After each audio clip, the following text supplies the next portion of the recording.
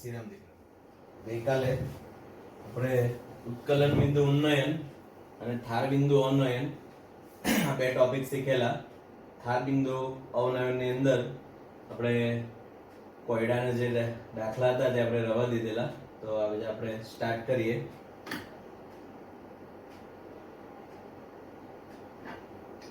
Ethylene glycol C2H6O2 45 ગ્રામ 600 ગ્રામ પાણી સાથે મિશ્ર કરવામાં આવ્યું. તો પહેલો સવાલ ધાર બિંદુ અવનયન અને બીજો સવાલ દ્રાવણનું ધાર બિંદુ ગણો. તો દ્રાવણનું ધાર બિંદુ તમારે 273.15 એટલે દ્રાવકનું ધાર બિંદુ, એમાંથી જે ધાર બિંદુ અવનયન છે તેને તમારે બાદ કરો એટલે દ્રાવણનું ધાર બિંદુ તમને મળી જશે. એટલે આપણે દાખલો જો ગણવો હોય તો ડેલ્ટા TF આપણે શોધવું પડે. ડેલ્ટા TF નું સૂત્ર છે Kb ઇન્ટુ મોલાલિટી. ચોપડીની અંદર ડાયરેક્ટ આપેલું છે Kb ઇન્ટુ મોલાલિટી. Kb દાખલાની અંદર એ આપણને આપી દે અને મોલાલિટી આપણે શોધવું પડે. તો મોલાલિટી શોધવા માટે મોલ પ્રતિ કિલોગ્રામ એટલે દ્રાવકનું દળ જે છે તે તો એ તો 600 ગ્રામ આપેલું જ છે એટલે 0.60 કિલોગ્રામ થશે. તો આખા દાખલામાં આપણે ઇથિલિન ગ્લાયકોલના મોલ શોધવા પડે અને મોલ બરાબર વજન ભાગ્યા અણુભાર.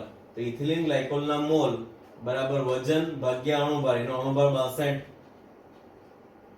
તો 45 ભાગ્યા 62 કરો એટલે 0.73. આ એના મોલ મળી ગયા. ચલો હવે પાણીનું દળ તો 600 ગ્રામ છે એટલે 0.6 કિલોગ્રામ થશે અને મોલાલિટી તો મોલ પ્રતિ કિલોગ્રામ, મોલ 0.73 ને કિલોગ્રામ 0.6 તો 1.2 એ આપણને મોલાલિટી મળી ગઈ. બરાબર. Kb એ આપણને રકમની અંદર આપી દે, એ કોષ્ટક આપેલું છે તેમાંથી Kb નું મૂલ્ય લીધેલું છે 1.86 અને મોલાલિટી 1.2. આ બેનો ગુણાકાર કરો તો 2.2 કેલ્વિન એ આપણને ડેલ્ટા TB એટલે ધાર બિંદુમાં જે ઘટાડો છે તે આપણને અહીંયા મળી ગયો.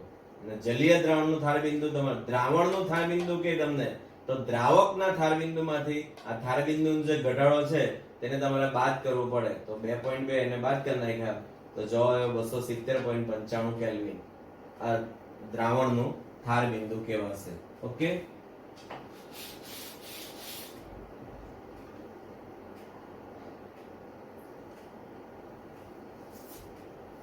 ચાલો બીજો ક્વેશ્ચન સોલ્વ કરીએ. 1 ગ્રામ અવિદ્યુત વિભાજ્ય દ્રાવ્ય જે 50 ગ્રામ બેન્ઝીનમાં ઓગાળેલ છે તે બેન્ઝીનના ધાર બિંદુમાં 0.40 કેલ્વિનનો ઘટાડો દર્શાવે છે. બેન્ઝીનના ધાર બિંદુ અવનયન અચળાંક 5.12 kelvin into kilogram into mall inverse છે. તો દ્રાવ્યનું મોલર દળ ગણો. દ્રાવ્ય અહીંયા અનનોન છે અને એનું આપણે મોલર દળ શોધવાનું છે. તો આપણે કાલે સૂત્ર જે શીખી ગયેલા એ સૂત્ર આપણે એપ્લાય કરવાનું. પહેલા હું અહીંયા તમને સમજાવવા માટે સૂત્ર લખીશ.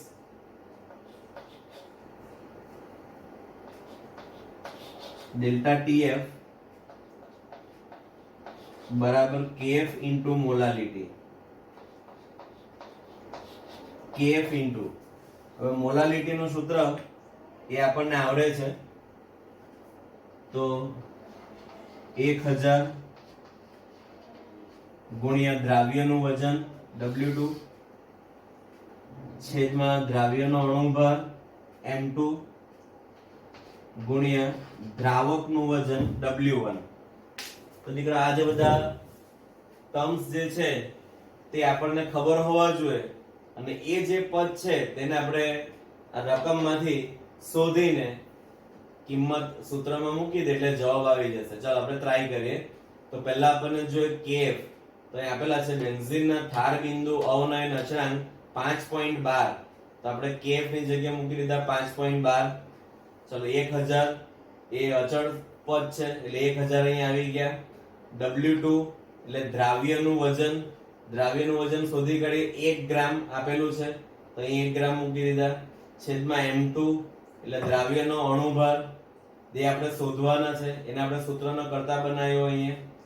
આપણને જો ડેલ્ટા ટીએફ એટલે ધાર બિંદુ અવનયન 5.12 તે મૂકી દીધા,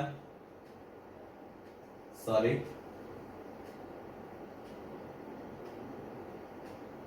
M2 ઉપર જશે એટલે ડેલ્ટા ટીએફ નીચે આવે એ 0.40 કેલ્વિન અને W1 એટલે દ્રાવકનું વજન, દ્રાવક અહીં બેન્ઝીન આપેલું છે 50 ગ્રામ, તો એ 50 ગ્રામ અહીંયા મૂકી દીધા. એટલે આપણે શું કરવાનું કે આ સૂત્ર લખીને પછી આમાં જેટલા પદ છે તે પદ રકમમાંથી શોધી કાઢવાના અને પછી અહીંયા મૂકવાના. અહીંયા શું કરેલું છે, ડાયરેક્ટ લખેલું છે, તો એમાં આપણી ભૂલ થાય ને સૂત્રના માર્ક પણ નહીં મળે. એટલે પહેલા અહીંયાથી અહીંયા આવવાનું, આમાં વેલ્યુ મૂકવાની આ રીતે ને કેલ્ક્યુલેટરથી ગણશો તો જવાબ 256 ગ્રામ પ્રતિ મોલ એવો આવવો જોઈએ. આ ચેક કરી લેવાનું. ઓકે, તો ખૂબ સરળ દાખલો છે.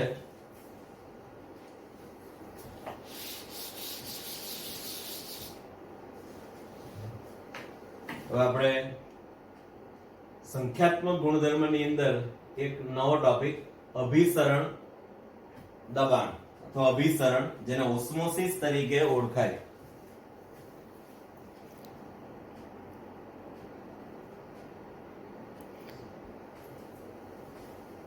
ઓસ્મોસિસ એન્ડ ઓસ્મોટિક પ્રેશર એટલે અભિસરણ અને અભિસરણ દબાણ. ચલો અહીંયા પહેલા અભિસરણ શું છે તેને આપણે અહીંયા આકૃતિ દ્વારા સમજીએ. આ એક પાત્રની અંદર અહીંયા આ જે ટ્યુબ તમને દેખાય છે એ થીસલ ફનેલ છે એનું નામ. આ પાત્રની અંદર દ્રાવક ભરેલું છે, એમ સમજી લો કે ભાઈ પાણી ભરેલું છે આની અંદર. આ થીસલ ફનેલનો આ જે ભાગ છે તે ખુલ્લો હોય, એની પર એક મેમ્બ્રેન પડદો લગાડવામાં આવે. એ પડદાનું નામ છે અર્ધપારગમ્ય પડદો. એ પડદાનું નામ છે અર્ધપારગમ્ય પડદો. આ પડદાની એક વિશિષ્ટતા છે કે દ્રાવકના જે કણ છે તેને જ પસાર થવા દે, દ્રાવ્યના કણને પસાર નહીં થવા દે. ફરી પાછું બોલું, અર્ધપારગમ્ય પડદો, એની અંદર એવા સ્પેશિયલ એકદમ સૂક્ષ્મ એવા છિદ્ર આવે કે જેને કારણે માત્ર દ્રાવકના જે કણ હોય તે જ એમાંથી પસાર થાય, દ્રાવ્યના કણ પસાર થઈ શકે નહીં. એને સેમી પરમિએબલ મેમ્બ્રેન તરીકે ઓળખાય અર્ધપારગમ્ય પડદો. તે અહીંયા લગાડી દીધેલા છે. આપણા દીકરાઓ આપણા શરીરની અંદર જે કિડની છે તો એ પણ એ અર્ધપારગમ્ય પડદા તરીકે કામ કરે, જેને કારણે આપણું જે લોહી છે તે શુદ્ધ થાય અને શુદ્ધિકરણ થઈને ફરી પાછા આપણા દરેક સેલને મળે અને એમાંથી જે કચરો રહી જાય તેને આપણે મૂત્ર તરીકે ઓળખીએ, જેનું આપણે ઉત્સર્જન કરી નાખીએ. તો એ પણ એક પ્રકારનો કુદરતી અર્ધપારગમ્ય પડદો છે. દ્રાક્ષની ઉપર જે પડ આવે તો એ પણ અર્ધપારગમ્ય પડદા તરીકે જ વર્તે. તો આવા કુદરતી પણ અર્ધપારગમ્ય પડદા આપણને જોવા મળે. Cellophane paper, parchment paper, CO2 FeCN6 આવા બધા સંશ્લેષિત અર્ધપારગમ્ય પડદા છે જેને રાસાયણિક રીતે બનાવવામાં આવેલા હોય પ્રક્રિયા કરીને. તો અહીંયા અર્ધપારગમ્ય પડદો લગાડી દેવાનો અને અહીંયા એમ સમજી લો કે ભાઈ મીઠાનું દ્રાવણ ભરી દેવાનું અને એનું દ્રાવણ ભરીને તમારે એની સપાટી અંકિત કરી દેવાની. દાખલા તરીકે આપણે એમ સમજી લો કે ભાઈ અહીંયા સુધીનું આપણે સોલ્યુશન ભરેલું છે અને હવે આ થીસલ ફનેલને દ્રાવકની અંદર ડુબાડી દેવાની. તો થોડા સમય પછી તમને આના જે લેયર છે, સપાટી જે છે તે વધી ગયેલી જોવા મળશે. એટલે શું થયું, દ્રાવકથી દ્રાવણ તરફ, દ્રાવકથી દ્રાવણ તરફ એક પ્રવાહ આપણને મળે છે અને આ જે ઘટના છે તેને અભિસરણ તરીકે ઓળખાય. આ ઘટનાને શું કહેવામાં આવે, અભિસરણ તરીકે ઓળખવામાં આવે. ઓકે, હવે આપણે શબ્દ આપણે સાથે સમજી જ લે પછી વાક્યને વાંચીશું. હવે આપણો શબ્દ છે અભિસરણ દબાણ.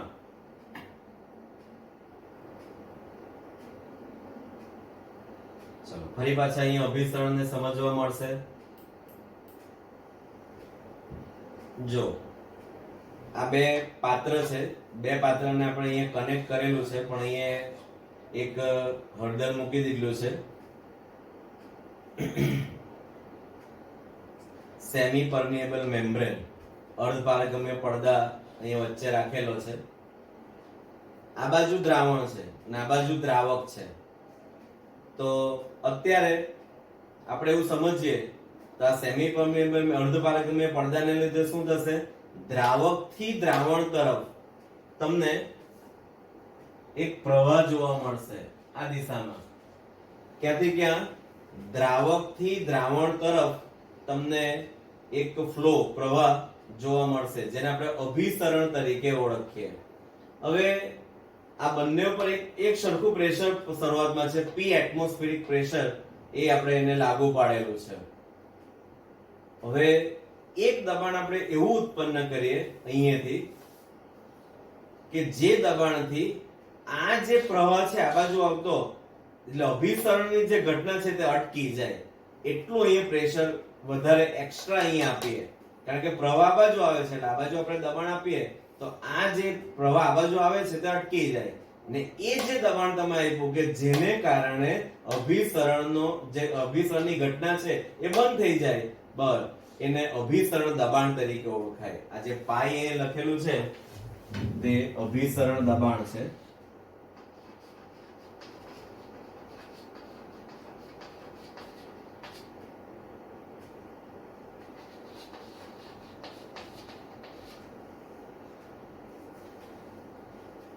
એટલે અભિસરણ દબાણ કોને કહેવાય? તો એટલું દબાણ કે જેને કારણે અભિસરણની જે ઘટના અટકી જાય તેને અભિસરણ દબાણ તરીકે ઓળખવામાં આવે. હવે દીકરાઓ, આના પછીના ટોપિકમાં પ્રતિ અભિસરણ દબાણ આપેલું છે, તેને આપણે શીખીશું. તો અત્યારે એ પણ થોડુંક સમજાવી દે.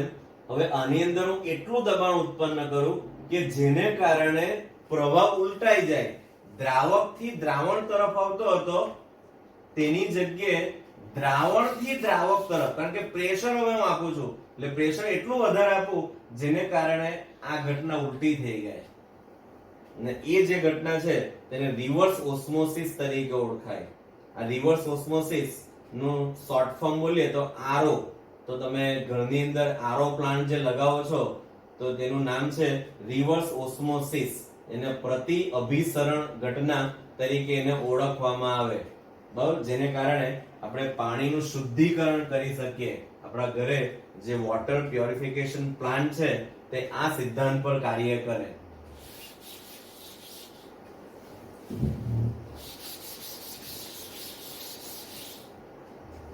ચાલો, તો તમને અભિસરણ અને અભિસરણ દબાણ શું છે તે સમજાયું હશે. હવે આપણે પાઠની અંદર જે કઈ સેન્ટેન્સ આપણને આપેલા છે તે સેન્ટેન્સને સમજવા પ્રયત્ન કરીએ, અને જો તમે ધ્યાન આપશો તો એ તમને યાદ પણ રહી જશે. અહીંયા જ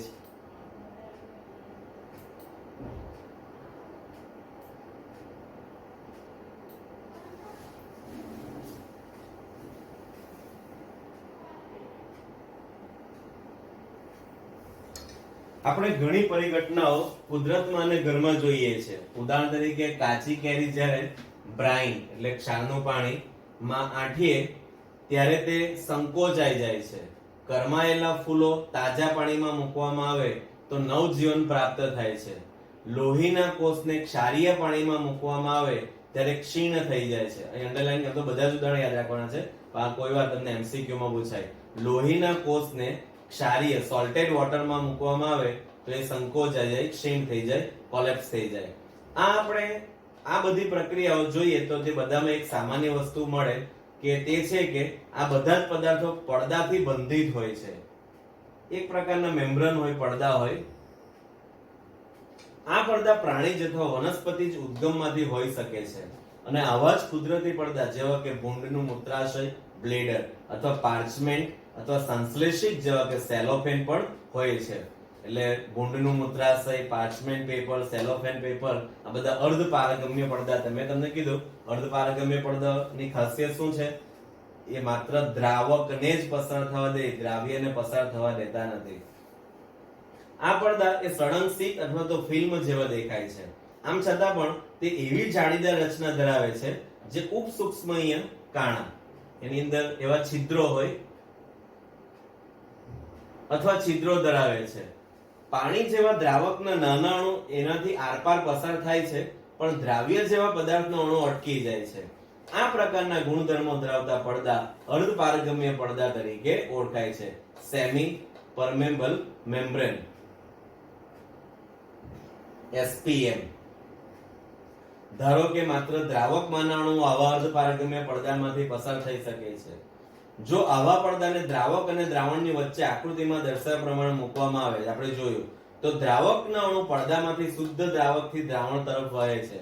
દ્રાવકને પ્રવાહની આ પ્રક્રિયાને અભિસરણ કહે છે. એટલે દ્રાવકથી દ્રાવણ તરફ દ્રાવકના પ્રવાહને અભિસરણ તરીકે ઓળખાય. તમને કોઈ વ્યાખ્યા પૂછે કે અભિસરણ કોને કહેવાય તો એને સમજાવવાનું.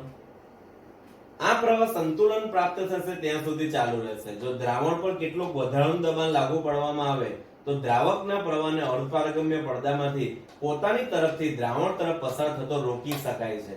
આ દબાણ જે દ્રાવકના પ્રવાહને રોકે છે તેને દ્રાવણનું અભિસરણ દબાણ કહે છે. મંદ દ્રાવણમાંથી સાંદ્ર દ્રાવણ તરફ દ્રાવકનો પ્રવાહ અભિસરણને કારણે હોય છે. દ્રાવક જે મંદ દ્રાવણ હોય ત્યાંથી સાંદ્ર દ્રાવણ તરફ પ્રવાહ વહે તો એનું રીઝન શું છે? ડ્યુ ટુ અભિસરણ. આપણે જે થીસલ ફનેલનો અત્યારે પ્રયોગ જો તેમાં પણ એવું જ થાય. દ્રાવકથી દ્રાવણ તરફ અથવા મંદ દ્રાવણથી સાંદ્ર દ્રાવણ તરફ પ્રવાહ આપણને જોવા મળે. એના માટે જે જવાબદાર ઘટના છે એનું નામ છે અભિસરણ, ઓસ્મોસિસ. અગત્યનો મુદ્દો જે ધ્યાનમાં રાખવા જેવો છે તે એ છે કે દ્રાવકના કણો હંમેશા દ્રાવણની ઓછી સાંદ્રતાથી વધારે સાંદ્રતા તરફ વહે છે. અહીં અંડરલાઈન કરી દેવાનું. અભિસરણ દબાણ દ્રાવણની સાંદ્રતા પર આધાર રાખે છે તેમ જણાયું છે. દ્રાવણનું અભિસરણ દબાણ એ વધારાનું દબાણ છે જે અભિસરણ અટકાવવા દ્રાવણ પર લગાડાય છે. એટલે કે દ્રાવકના અણુને દ્રાવણના અણુ તરફ જતા રોકવા માટે લાગુ પાડવું પડે છે. આકૃતિમાં જે આપણે જોયું અભિસરણ દબાણ સંખ્યાત્મક ગુણધર્મ છે કારણ કે દ્રાવ્ય કણોની સંખ્યા પર આધાર રાખે છે, નહીં કે કણોની ઓળખ પર એટલે કે એના સ્વભાવ પર. મંદ દ્રાવણો માટે પ્રાયોગિક રીતે જણાયું છે કે અભિસરણ દબાણ આપેલા તાપમાને દ્રાવણની મોલારિટીના સમપ્રમાણમાં છે. એટલે અભિસરણ દબાણ એ મોલારિટીના સમપ્રમાણમાં છે. તો સૂત્ર બન્યું પાઈ ઇઝ ઇક્વલ ટુ CRT. આ C જે છે તે સાંદ્રતા બતાવે મોલારિટીમાં. મોલારિટી એટલે મોલ પ્રતિ લિટર.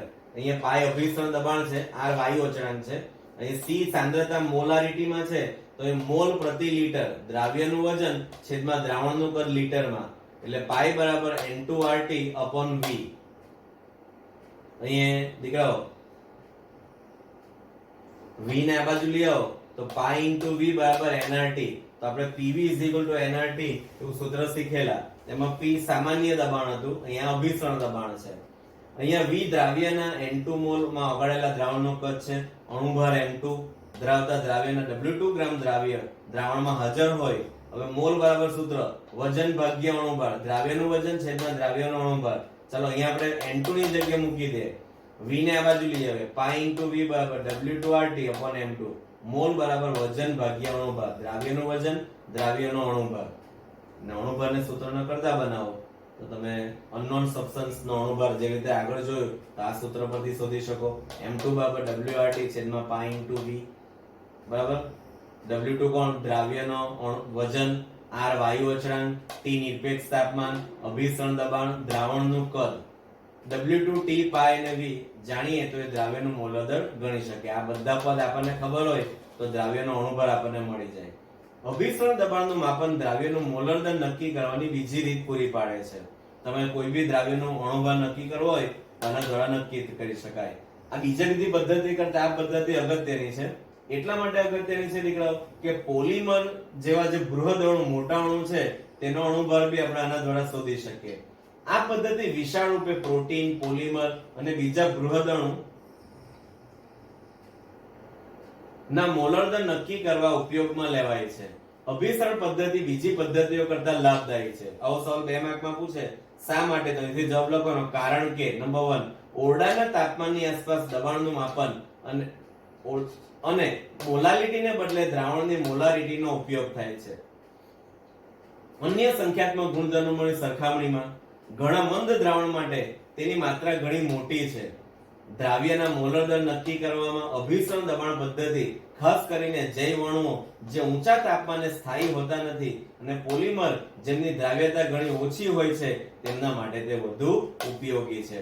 એટલે આટલા મુદ્દા તમારે એની અંદર સમજાવવાના. પહેલા તો મોલારિટી, આગળ જોયું તેમાં મોલારિટી હતું, તેની જગ્યાએ મોલારિટીનો ઉપયોગ કરવામાં આવે. બરાબર. બીજા બધા ગુણધર્મોની અંદર દ્રાવણનું મંદ દ્રાવણ હોય તો જ તમે અણુબળ શોધી શકો.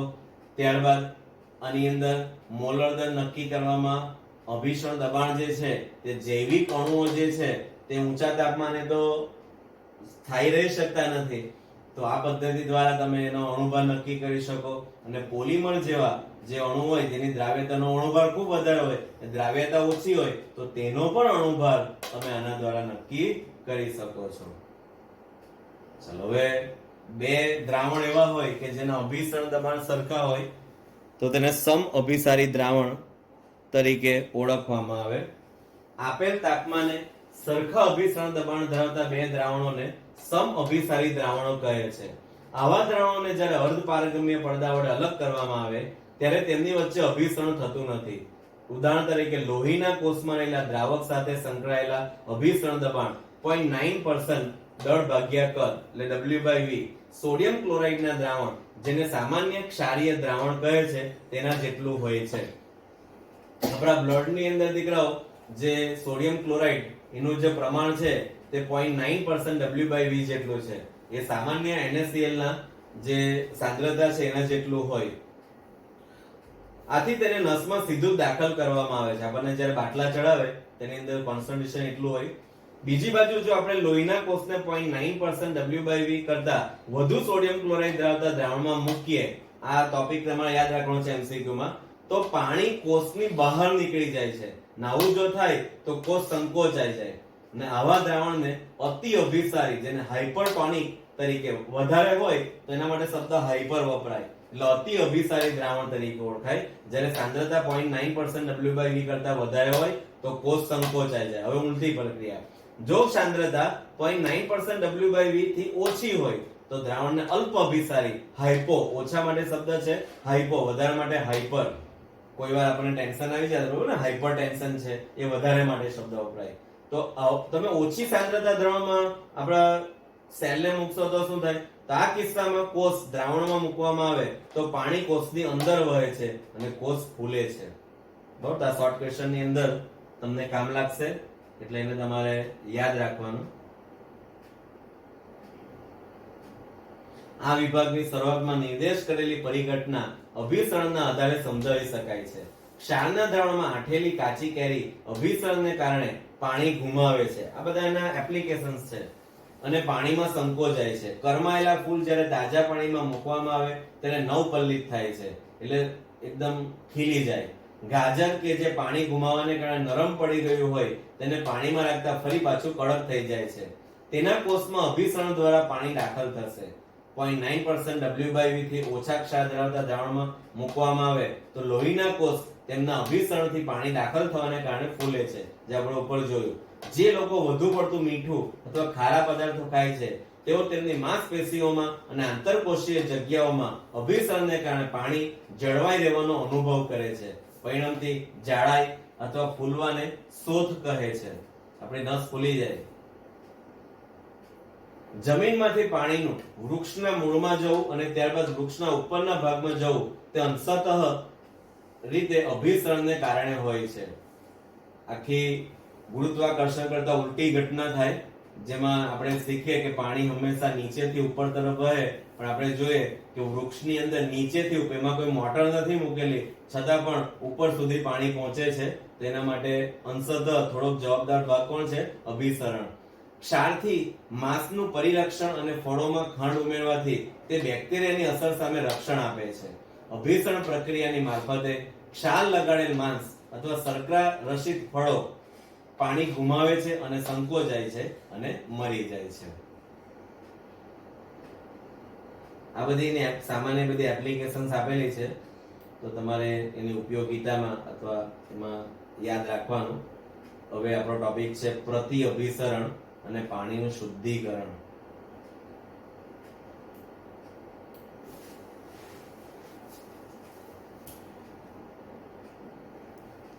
ચલો મિત્રો, પણ આજના માટે આટલો ટોપિક ઇનફ રહેશે.